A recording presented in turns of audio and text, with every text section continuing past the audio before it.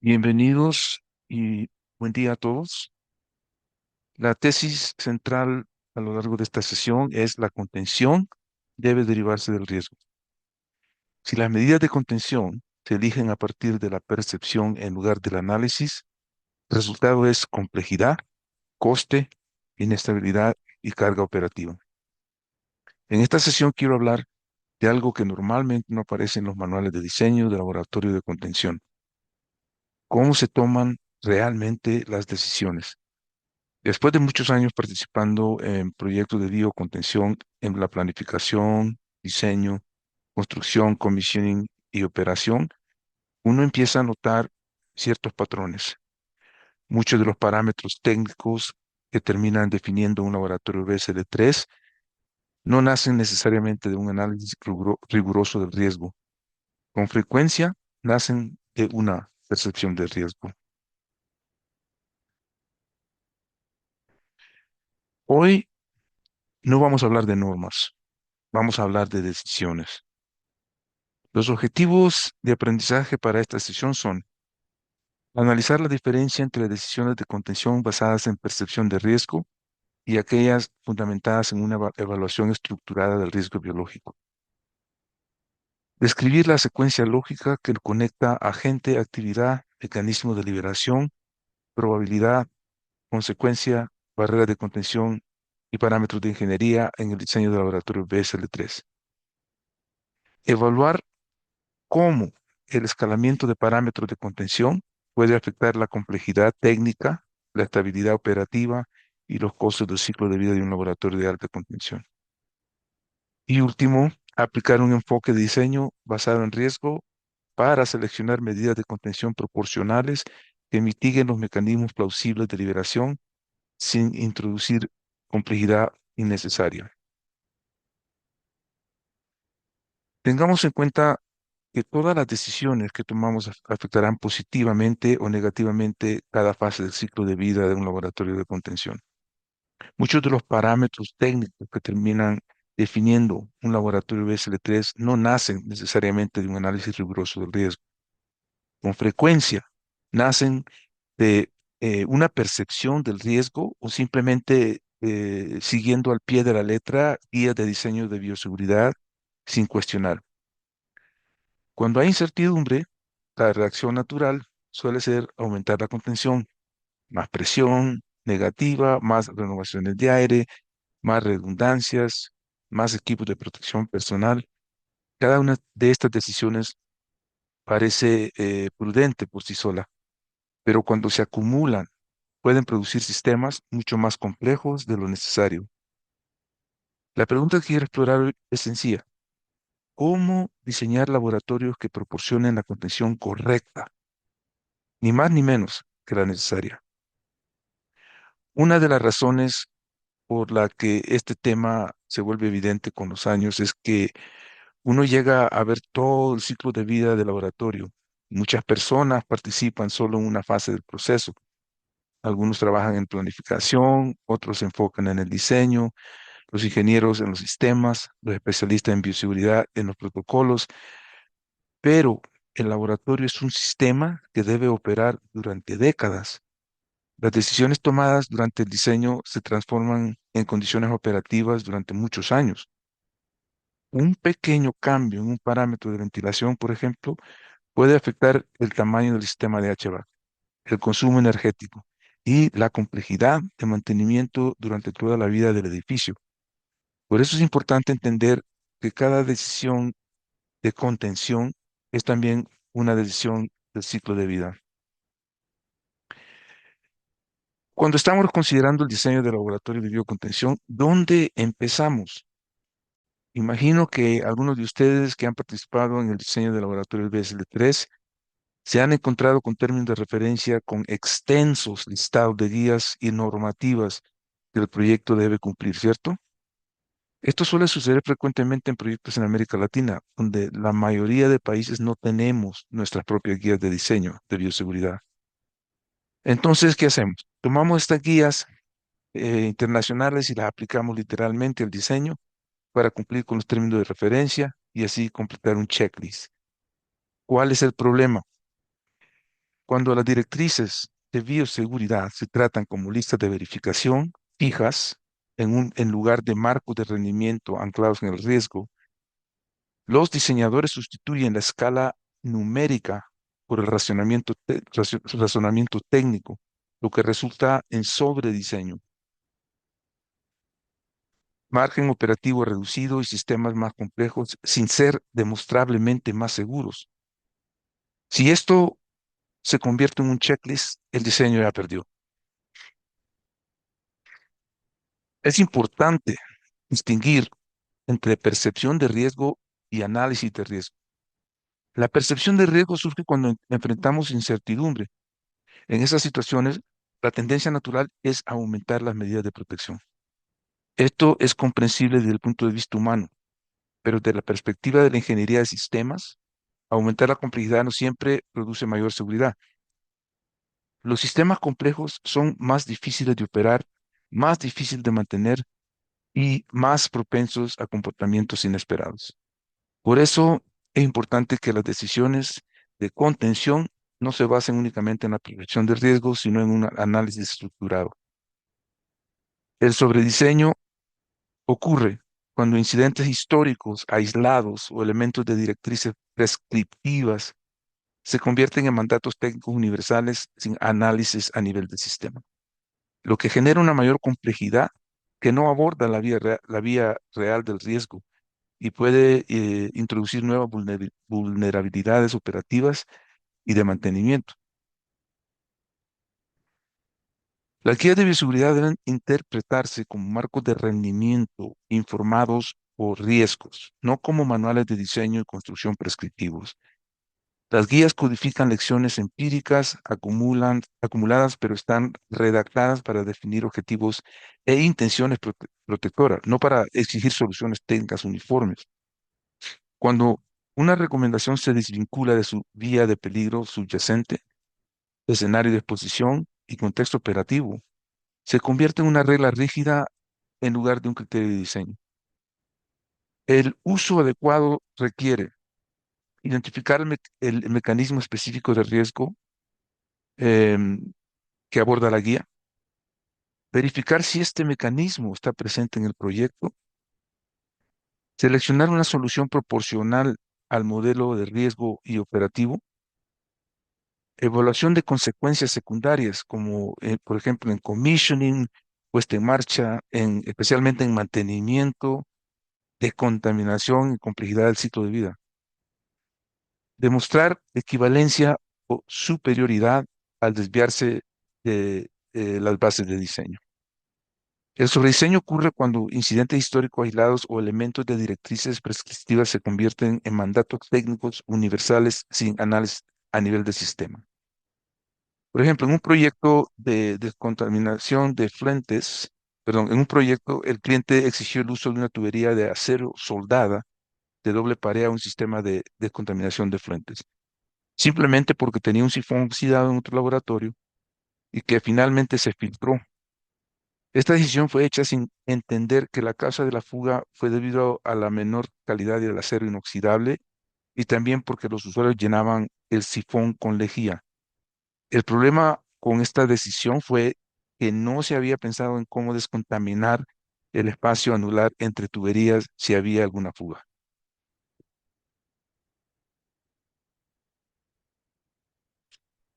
En el diseño de laboratorios de contención existe una pregunta fundamental que a veces se pierde en medio de las discusiones técnicas. Antes de aumentar cualquier parámetro de contención, deberíamos preguntarnos, ¿qué riesgo específico estamos tratando de mitigar? Si la respuesta es clara, la decisión probablemente está bien fundamentada. Si no lo es posible que estemos reaccionando a una percepción de riesgo más que a un análisis. En el diseño de laboratorios de contención, cada incremento técnico debe responder a un riesgo claramente identificado y modelado.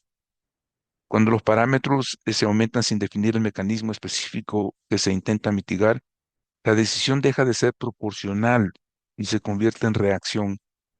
Las guías de bioseguridad establecen principios de desempeño, no soluciones automáticas. Si se interpretan como listas prescriptivas en lugar de marcos de análisis, la consecuencia suele ser sobrediseño. mayor complejidad, menor margen operativo y nuevos puntos de vulnerabilidad. El buen diseño no comienza con más intensidad técnica, sino con una pregunta estructural. ¿Qué riesgo específico estamos mitigando y cómo demostramos que la solución elegida lo controla de manera proporcional y verificable? Permítame establecer una regla fundamental. En el diseño BSL3, el parámetro nunca es el punto de partida. El punto de partida siempre es el riesgo. Curiosamente, durante mi vida profesional de más de 20 años diseñando laboratorios de contención, solamente en los últimos 5 años hemos puesto atención a la ejecución de análisis de riesgo para definir los requerimientos de contención. La metodología implementada anteriormente era muy simple.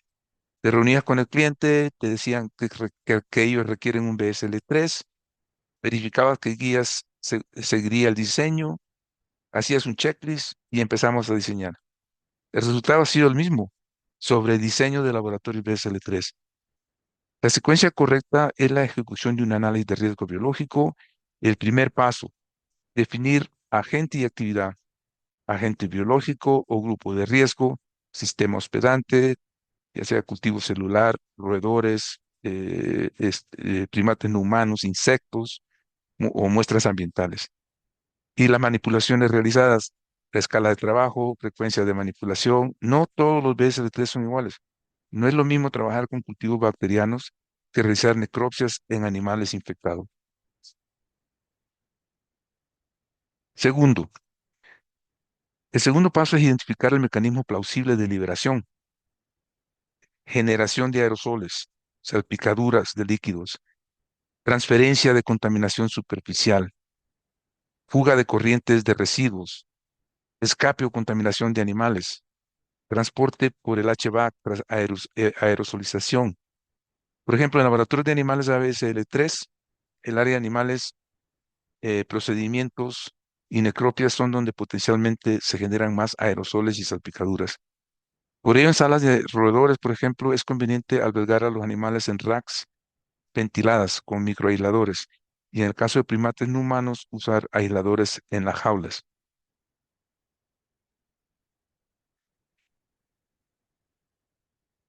La probabilidad operativa no es abstracta, es el resultado de múltiples factores combinados. El tercer paso es evaluar probabilidad operativa, como por ejemplo, frecuencia del procedimiento e interacción con los usuarios, fiabilidad del equipo de contención primaria, nivel de habilidad del operador, cuánta capacitación se le ha dado al operador, intensidad de la carga de trabajo, condiciones de mantenimiento. En diseño de alta condición, el evento crítico rara vez ocurre en condiciones ideales. Ocurre cuando múltiples variables operativas coinciden. El contexto operativo del laboratorio puede modificar significativamente la probabilidad de ejecución.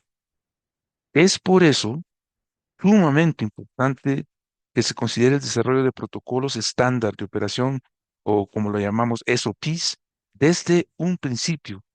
Esta es una conversación que debemos tener desde la planificación del proyecto con una definición mayor durante el diseño y revisión y ajustes periódicos durante la operación del laboratorio. Los SOPs y flujos operativos deben coincidir con la selección de secuencias, barreras primarias, en este caso equipos, y secundarias, refiriéndonos al HVAC y controles.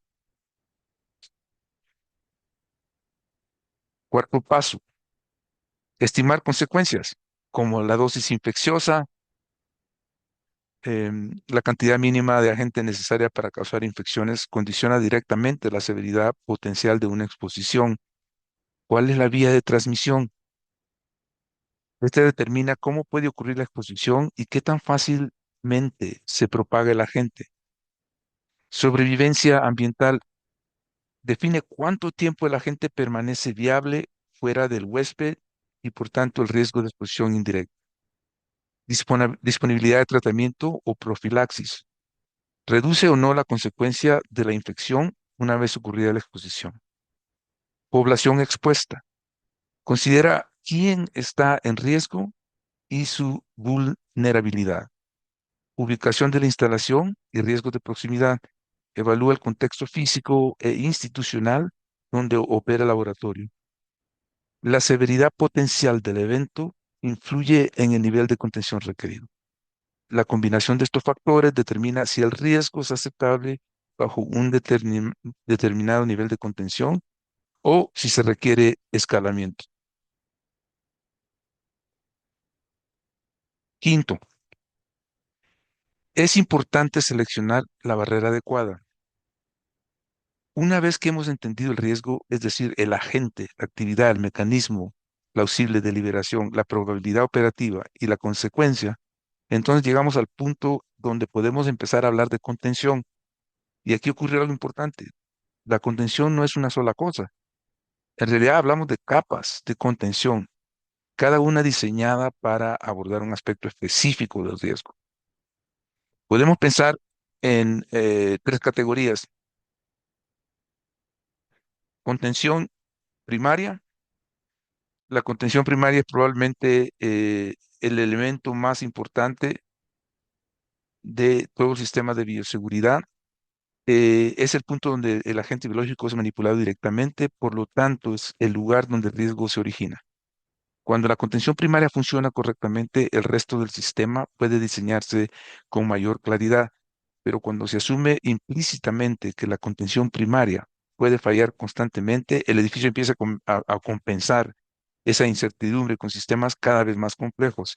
Y ahí es donde comienza el proceso de escalamiento. Contención primaria, podríamos referirnos a cabinas de bioseguridad, jaulas ventiladas para animales, rotores de centrífugas sellados. Contención secundaria. La contención secundaria corresponde al edificio y a los sistemas que controlan el entorno del laboratorio. Es importante entender que estos sistemas funcionan como medidas de respaldo, no como la primera línea de defensa.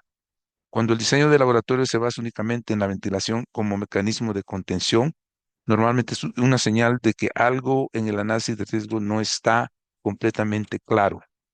Aquí es donde entran en juego conceptos que normalmente dominan la discusión técnica: flujo de aire direccional, diferenciales de presión ambiente, filtración HEPA, esclusas. Contención procedimental.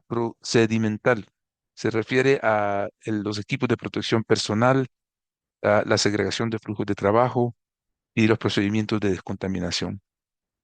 Si la barrera primaria es fuerte, la secundaria se simplifica.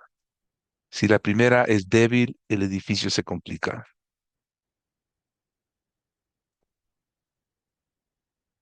Sexto, reducir esa barrera a un parámetro controlable y medible. Una vez que hemos seleccionado la barrera de contención, aparece el siguiente paso en la cadena: traducir esas barreras en parámetros de ingeniería. Aquí es donde entran en juego los números que todos conocemos: diferenciales de presión, renovaciones de aire por hora, eficiencia de filtración. Pero es fundamental recordar que estos números no son el objetivo de seguridad, son simplemente formas medibles de verificar que la barrera está funcionando. Por ejemplo, cuando medimos un diferencial de presión entre dos espacios, lo que realmente queremos confirmar es que el flujo de aire se está moviendo en la dirección correcta. El diferencial de presión es un indicador indirecto de este comportamiento. Cuando los parámetros se entienden de esta manera, el diseño mantiene su lógica.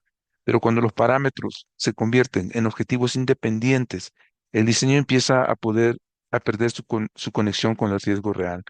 Por ejemplo, una manera sencilla de medir la presión diferencial en la instalación de, es un manómetro manual. Sin embargo, estos dispositivos deben calibrarse y mantenerse periódicamente.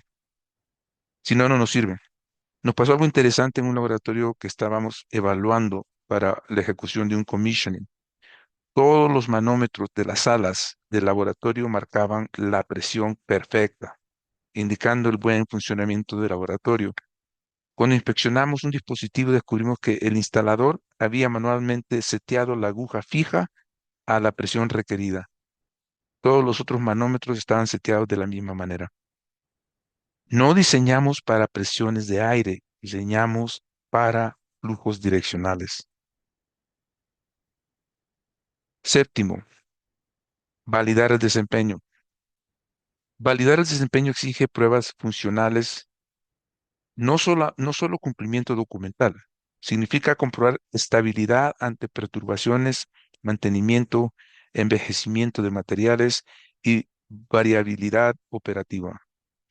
Sin esta secuencia estructurada, el diseño se convierte en acumulación de requisitos. Con ella, el diseño conserva coherencia, trazabilidad y proporcionalidad técnica. Cuando el número aparece antes del mecanismo, el diseño pierde estructura y sin estructura, la intensificación se vuelve automática. Por eso es importante poder certificar, verificar y validar equipos, procesos y eficacia operativa. Y el problema que tenemos en América Latina es que construimos un BSL-3, a veces lo comisionamos y si lo comisionamos y pasaron las pruebas, consideramos es suficiente para operarlo por el resto de los años. Es por eso importante poder certificar, verificar y validar equipos, procesos y eficacia operativa a lo largo del tiempo, no solo en el momento de la entrega.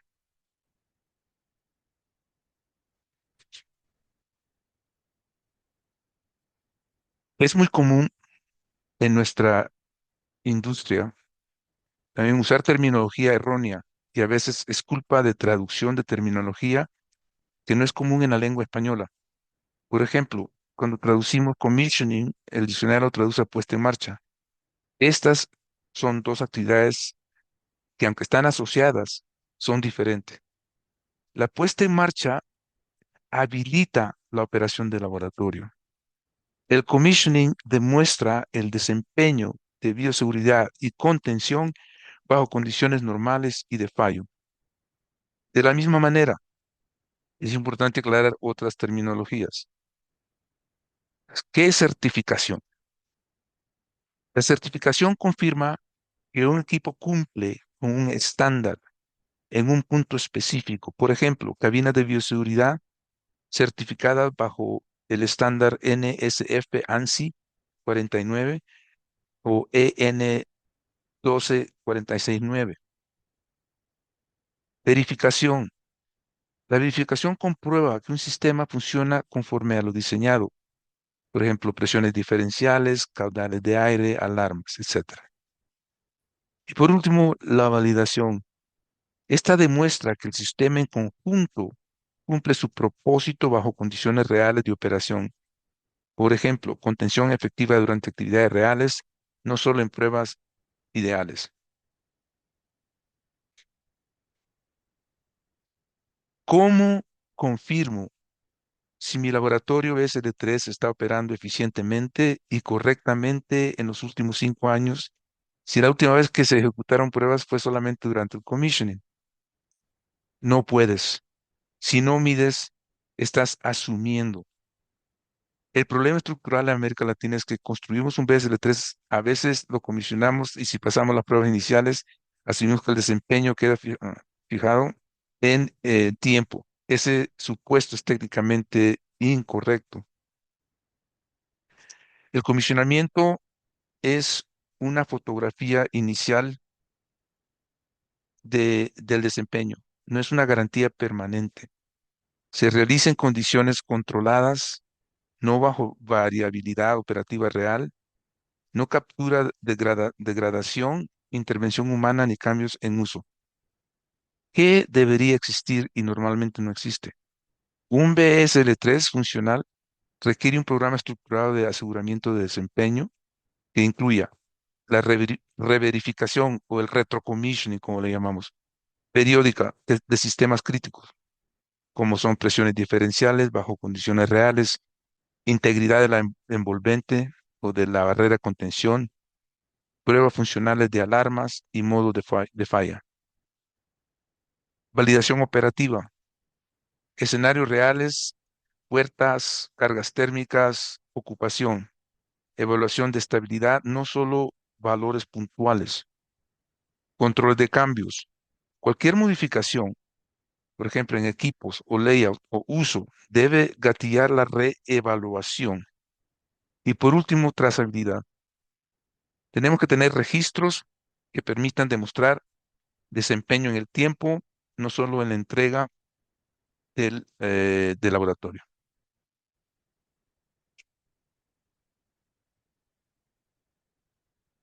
La seguridad en un laboratorio de alta contención no es un atributo abstracto, es la capacidad demostrable del sistema físico para mantener la separación funcional entre el agente y el entorno, bajo condiciones normales y anormales previsibles.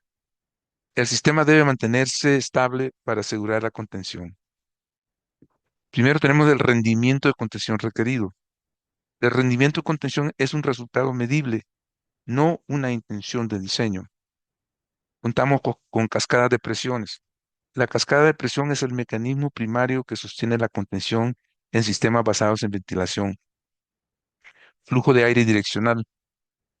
El flujo de aire direccional confirma que el aire se desplaza en la dirección prevista, típicamente de áreas de menos riesgo a áreas de más riesgo. Y la integridad de filtración. La filtración HEPA es el último punto de control antes del ambiente. Las cajas en donde se instalan los filtros HEPA, como mínimo, deben ser herméticas, con puertos para descontaminar y certificar, manómetros para verificar la saturación del filtro. Y aquí entramos a estabilidad. La estabilidad describe la capacidad del sistema para mantener su desempeño en el tiempo y frente a variaciones. Un sistema puede ser seguro en estado ideal y sin embargo ser inestable. Entonces tenemos consistencia en el rendimiento. El sistema debe producir el mismo resultado bajo condiciones similares. ¿Cuáles son los indicadores? Variación mínima en presión diferencial, respuesta repetible ante eventos rutinarios, comportamiento estable durante ciclos día y noche. La consistencia es un indicador de madurez del control. Tolerancia a las perturbaciones. Las perturbaciones son inevitables y son causadas por ejemplo, aperturas de puertas, cambios de carga térmica, vibraciones de suministro eléctrico, filtros parcialmente cargados. Un sistema estable absorbe la perturbación, retorna a condiciones nominales y no entra en oscilación. Previsibilidad de la respuesta. Un sistema técnicamente robusto debe comportarse de manera predecible. La previsibilidad implica lógica de control clara, alarmas coherentes, respuesta proporcional al evento. La imprevisibilidad genera riesgo operativo incluso si el sistema es seguro, en promedio. Y por último tenemos el margen operativo. El margen operativo es la distancia entre condición nominal de operación y punto de fallo funcional. Por ejemplo, ventiladores que están operando al 60% versus 95%, o diferenciales de presión con reserva adicional, o capacidad de filtración antes de alcanzar límite de carga. Un sistema sin margen opera constantemente al límite, se vuelve frágil ante pequeñas desviaciones y requiere intervención frecuente. El margen operativo es el amortiguador que transforma seguridad teórica en seguridad sostenible. ¿Cuál es la relación entre seguridad y estabilidad? Seguridad responde a la pregunta, ¿el sistema contiene hoy? Estabilidad responde a, ¿el sistema seguirá conteniendo mañana bajo variaciones reales? En alta contención, ambas dimensiones son inseparables. Un sistema técnicamente seguro, pero dinámicamente inestable, es operacionalmente frágil. Una pregunta acerca de cuándo es necesaria una escalación en sistemas de HVAC es la siguiente. En América Latina comúnmente nos encontramos con laboratorios BSL-3 que conceptualmente trabajan con sistemas de HVAC de volumen constante. En principio, para mantener el flujo de aire direccional negativo y presiones diferenciales, se extrae más aire del que se inyecta. Es muy simple. La gran diferencia entre laboratorios es cómo controla la inyección y extracción de aire. He tenido la oportunidad de revisar y evaluar proyectos BSL-3 de gran área y funciones en Sudamérica con múltiples unidades de tratamiento de aire, UTAS y variadores de frecuencia variable. que desafían la lógica de cómo debe funcionar correctamente el aire direccional, mantener seguridad y estabilidad funcional. En la mayoría de los laboratorios BSL-3 en México siempre incluimos válvulas de control de aire tipo Venturi. La lógica en tomar la decisión apropiada es la siguiente. El error es no elegir un sistema sobre otro. El error es elegir basándose en nivel percibido, BSL-3, así que debe tener válvulas, solo presupuesto, o copiar y pegar de proyectos anteriores, o expectativa regulatoria más que modelado del sistema. El marco correcto es cuál es el perfil de perturbación esperado en este laboratorio. Si las perturbaciones son bajas y predecibles, por ejemplo, desplazamiento, los variables de frecuencia variable pueden ser robustos y proporcional. Si las perturbaciones son frecuentes, simultáneas y multisonales, el control del flujo de aire a nivel de habitación se justifica estructuralmente. En conclusión, un desplazamiento de BFD de BSL-3 pequeño y de baja complejidad es técnicamente coherente. La válvula de control de flujo de aire BSL-3 de alta diversidad y multisona proporcionan estabilidad estructural y son defendibles en términos de ciclo de vida. Igualmente es sumamente importante pensar cuál sistema apoya mejor la sustentabilidad del laboratorio durante su ciclo de vida. Los sistemas BFD son eficientes energéticamente en reducción de escala, pero pueden estar limitados en profundidad controlable. Las válvulas de control de flujo de aire ofrecen mejor resolución y estabilidad a bajo caudal, lo que las hace estructuralmente más compatibles con estrategias energéticas avanzadas en laboratorios complejos. En laboratorios pequeños la diferencia puede no justificar el coste. En laboratorios grandes y de alta diversidad, el argumento de sustentabilidad para las válvulas de flujo de aire se vuelve técnicamente defendible.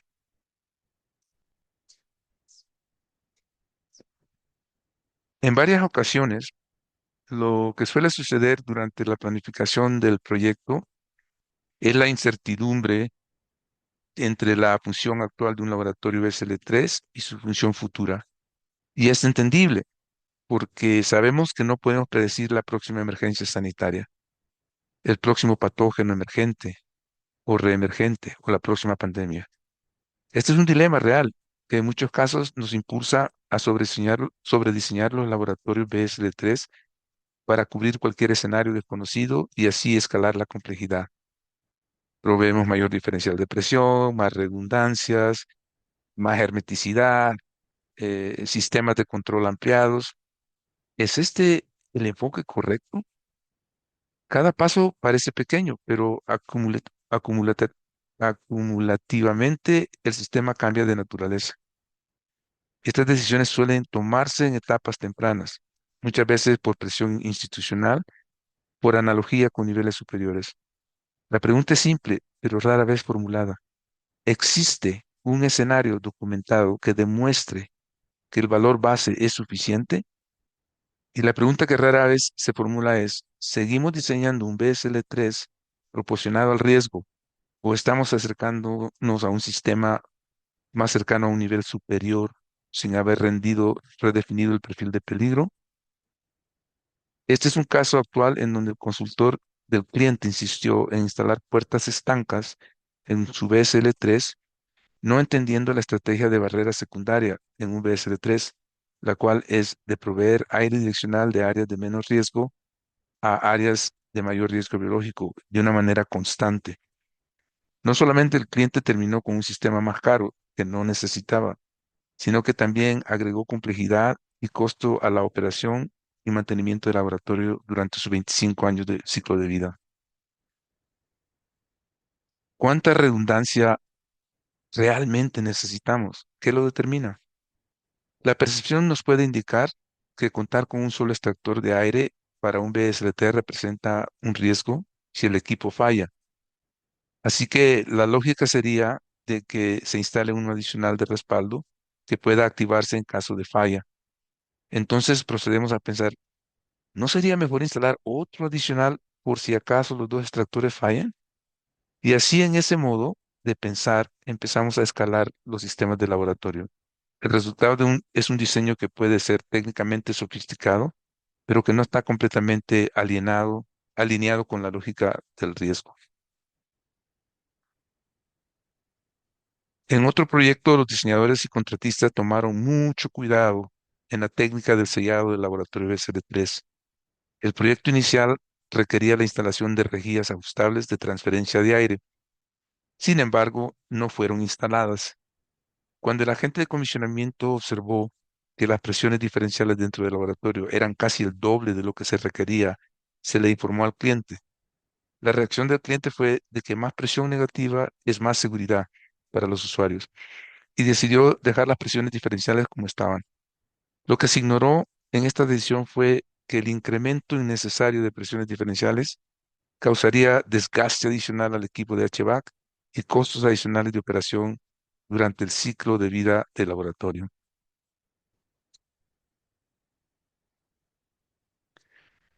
Cada incremento en la contención normalmente viene acompañado de un incremento en la complejidad del sistema. Más ventiladores, más válvulas, más sensores, más controladores. Desde la perspectiva de ingeniería de sistemas, la confiabilidad de un sistema depende en parte del número total de componentes que contiene. Cuantos más componentes tenga el sistema, mayor es la probabilidad de que alguno falle. Esto significa que un sistema excesivamente complejo puede ser más difícil de mantener estable que un sistema más simple diseñado específicamente para el riesgo real. Consumo energético. El mayor consumo energético en un laboratorio BSL-3 va a ser la ventilación. En la mayoría de los laboratorios BSL-3, la ventilación representa el mayor consumo energético y el aire que entra debe ser filtrado, enfriado o calentado y luego expulsado a través de sistemas de filtración al 100%. Cada incremento en el número de renovaciones de aire multiplica esta carga energética. Durante los años de operación de un laboratorio, el costo energético acumulado puede ser enorme. Por eso es importante que los parámetros de ventilación estén claramente justificados por el análisis de riesgo. En este gráfico, cuando analizamos el consumo, observamos que el sistema HVAC concentraba más del 50% de la energía, seguido por los equipos de laboratorio con un 33% y la iluminación con un 9%. Comprender esta distribución es clave porque nos permitió dirigir los esfuerzos de eficiencia justo donde tendrían mayor impacto, sin comprometer la condición biológica ni la calidad del aire.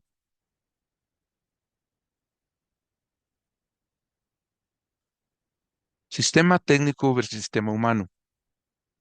Las decisiones de contención no solo modifican el desempeño físico del edificio, también transforman la dinámica operativa dentro del laboratorio. Cada incremento en la barrera técnica tiene un correlato humano. Cuando los sistemas se vuelven más complejos, ya sea por mayor presión diferencial, trajes más restrictivos, doble guantes, respiradores motorizados o esclusas adicionales, la interacción entre el usuario y el entorno cambia. La movilidad disminuye, el campo visual puede reducirse, la destreza manual se ve afectada y la carga térmica aumenta. Ese aumento de carga física y cognitiva no es neutro, produce mayor fatiga acumulada, reducción en la precisión en tareas dedicadas, incremento en el tiempo necesario para completar procedimientos, mayor dependencia de protocolos estrictos y mayor probabilidad de errores humanos bajo estrés. En entornos de alta contención, el error humano no suele originarse por negligencia, sino por sobrecarga del sistema humano. Por eso la contención no debe evaluarse únicamente desde la perspectiva de la barrera física, sino como un sistema sociotécnico. La pregunta no es solo, ¿es más seguro?, sino también cómo impacta en la carga operativa, qué demanda cognitiva introduce, qué margen de error deja el operador, qué ocurre después de 4 o 6 horas de trabajo continuo. Un diseño robusto no maximiza restricciones, optimiza estabilidad y usabilidad. La contención eficaz es aquella que controla el riesgo sin deteriorar la capacidad humana de operar con precisión y consistencia. Algo muy importante a considerar en la operación diaria dentro de un laboratorio es identificar aquellos procedimientos que podrían ejecutarse en ambientes de menor contención. Así como se eleva el nivel de contención, se elevan exponencialmente los costos de construcción, operación y mantenimiento. La realidad es que conforme se incrementa el nivel de contención, también se incrementan los SOPs, la cantidad de EPP y sistemas operativos. Esto hace que decaiga la productividad.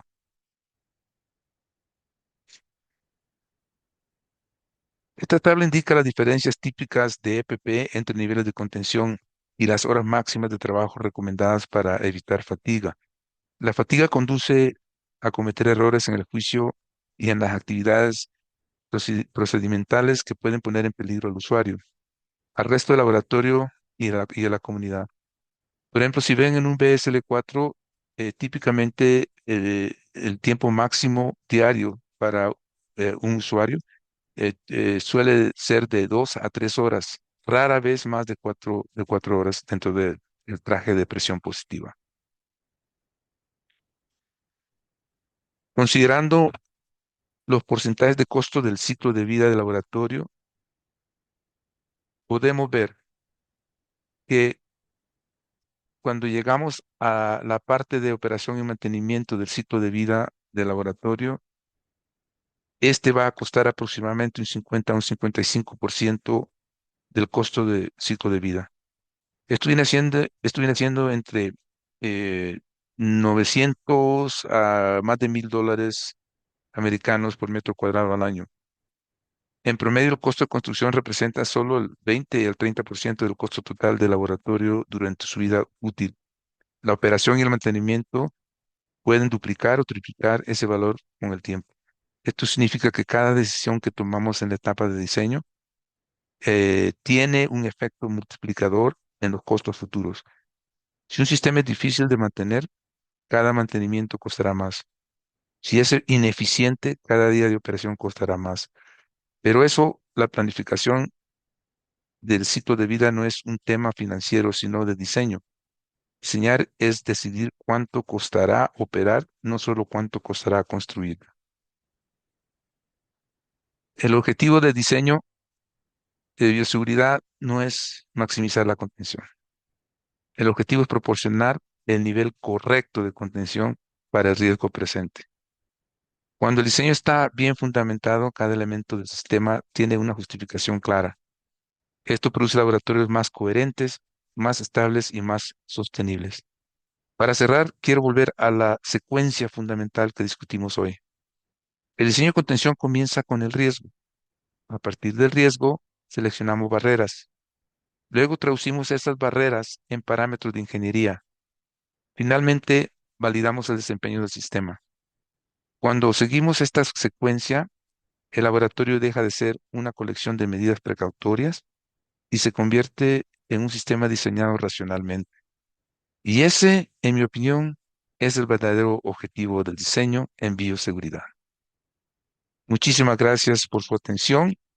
Espero que esta sesión haya sido de su agrado y tenemos algunos minutos para responder a algunas preguntas.